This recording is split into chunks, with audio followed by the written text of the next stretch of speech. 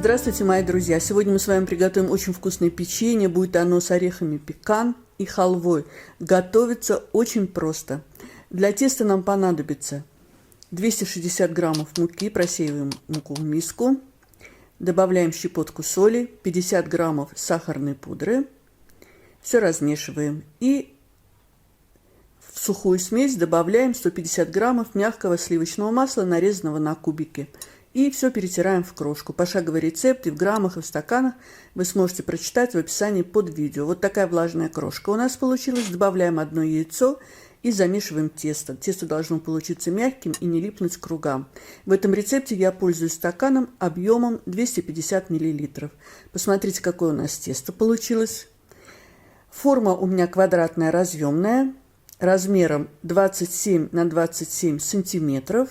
Дно я выстелила пекарской бумагой. И теперь нам нужно тесто распределить по дну формы. Можно тесто раскатать, но мне удобнее вот таким образом распределять тесто. Я нарезаю его на брусочки и руками просто вот расплющиваю тесто по дну формы. Друзья мои, если вам нравится видео, ставьте лайк, это поможет продвижению видео, его увидит большее количество зрителей. Я себе еще помогаю разровнять тесто вот таким валиком деревянным. Если у вас нет такого валика, можно это сделать плоским дном стакана. Это очень удобно. Тесто приятное в работе. И теперь мы распределяем, немножко вдавливая, половинки орехов пекан. Можно взять любые орехи. Можно их порубить крупно, но мне нравится вот таким образом раскладывать половинки, очень симпатично смотрится.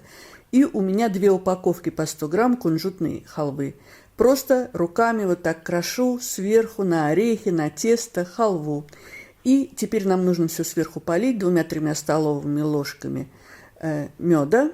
Делаем это произвольно. Можно заменить мед на кленовый сироп.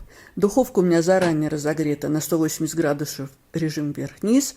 Будет печься наше печенье 20-25 минут. У меня пеклось 25 минут. Даем ему остыть, убираем форму и разрезаем остывшее печенье на квадратики. Количество квадратиков зависит от их величины. Посмотрите, какое симпатичное печенье у нас получилось. Посмотрите.